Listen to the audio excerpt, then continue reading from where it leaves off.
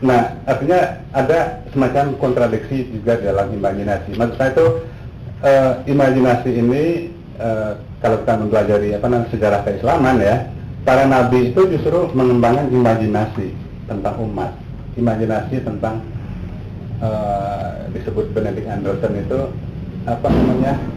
imagine community. Jadi umat yang terbayangkan. Jadi dia membayang-bayangkan umat itu seperti apa, posturnya, pakaiannya, cara berbicaranya. Tapi sekarang dengan munculnya budaya industri, televisi dan sebagainya, mall dan seterusnya, maka agama ikut terseret ke dalam ini, imajinasi populer tadi. Ini yang saya sebut dengan kontradiksi tadi.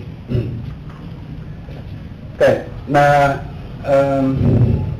barangkali karena waktunya masih ada sedikit lagi ya. Nah, saya mungkin mencoba melihat kontradiksi ini secara lebih jauh ya. Dan pengertian apa?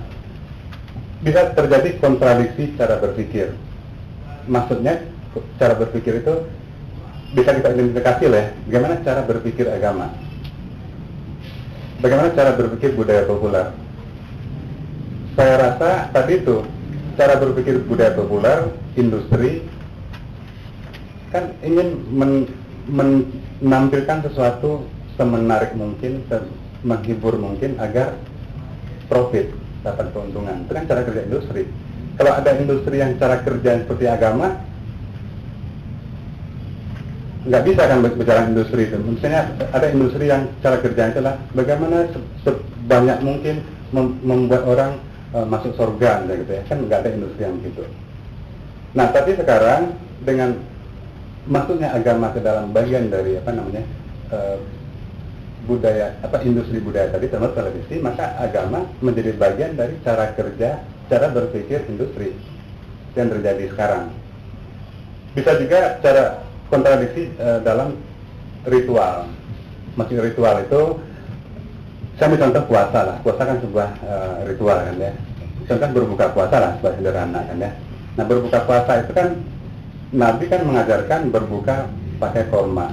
Karena apa? Korma itu makanan yang sangat mudah didapat, sederhana. Itulah mengapa disuruh pakai korma. Ini kalau ada teman-teman dari pesantren mungkin tolong diluruskan gitu ya. Menurut saya mengapa korma? Karena sederhana.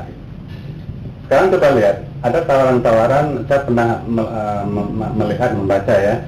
Ada sebuah perusahaan korma yang membuat korma itu dengan kemasan, dengan display yang hanya cocok untuk high class, sehingga diberilah korma itu level-level gitu. Ada high class, super high class, harganya itu saya tidak tahu harganya, tapi nggak mungkin ratusan kali lipat dari korma yang biasa gitu. Sehingga ada korma rasul, ada korma nabi, ada korma wali, ada korma ini. Itu kan persis seperti ini kan, dulu juga di Indonesia ini kan segalanya kan dipasarkan gitu. Dulu kan ketika ada fenomena jin ya, kan ada jual beli jin dulu. Nah, maka ada jin eksklusif, ada jin ekonomi, ada jin bisnis. Jin eksklusif itu agar bisa menjadi menteri, bayarnya 50 juta. Kalau jin yang ekonomi agar bisa dapat pacar, bayarnya cuma 15 juta. Nah, agama juga dibegitukan, ritual dibegitukan. Belum lagi kita bicara haji kan ya, umroh. Ada umroh berkelas-kelas. Bahkan sekarang di rumah sakit kan juga berkelas-kelas. Jadi lama-lama nanti kan kita dari mulai lahir sampai meninggal berkelas-kelas. Lahir kan berkelas-kelas. Di mana lahirnya? Oh, di state. Di mana meninggalnya? Dikuburkan. Oh, di San Diego Hill. Nah, jadi berkelas-kelas mati pun. Apalagi pengantin kan berkelas-kelas. Nah, agama kita sekarang berkelas-kelas. Dan dicontohkan dari puasa tadi. Oke, nah kemudian pada akhirnya ya ada kontradiksi juga penampilan. Kita tidak inilah. Kontradiksi penampilan tuh gini. Saya rasa baru hanya sekarang ya ada fenomena di mana ustadz menjadi rujukan, panduan, trendsetter. Itu baru sekarang. Jadi apapun baju yang dipakai ustadz itu Nah, dengan mudah kita cari Tanah Abang. Oh, baju Ustadz ini ada di situ kan ya. Jadi Ustadz menjadi translator.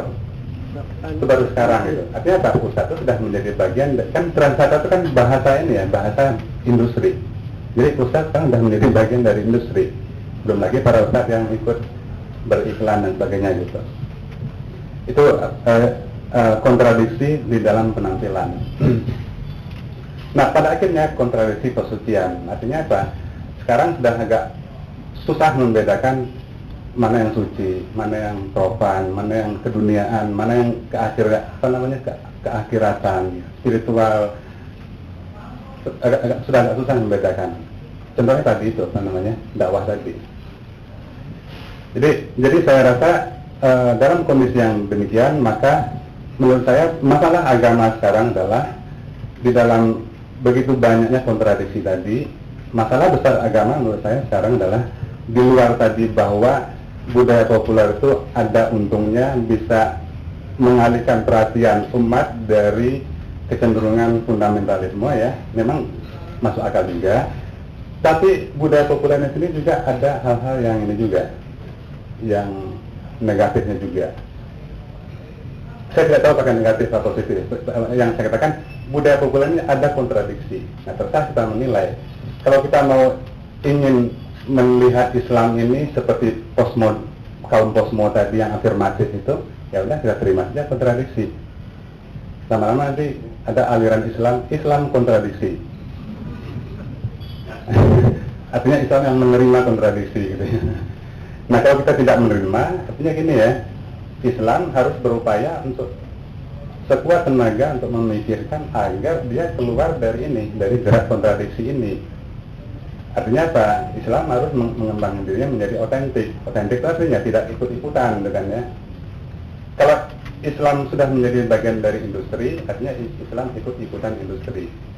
Nah, mestinya kan Islam kan, saya tidak mengatakan mestinya ya, Islam berpeluang untuk menjadi otentik gitu. Dengan cara apa? Dengan cara menciptakan ranah ininya sendiri, ranah konsumsi, ranah produksi, yang tidak perlu dengan ranah yang baru ini tidak perlu mengorbankan hal-hal yang substansial di dalam Islam itu sendiri gitu.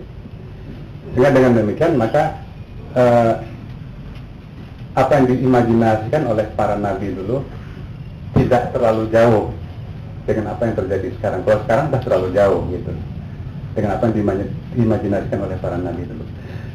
Oke, mungkin demikian dari saya. Mohon maaf bila ada kesalahan. Terima kasih. Assalamualaikum warahmatullahi wabarakatuh.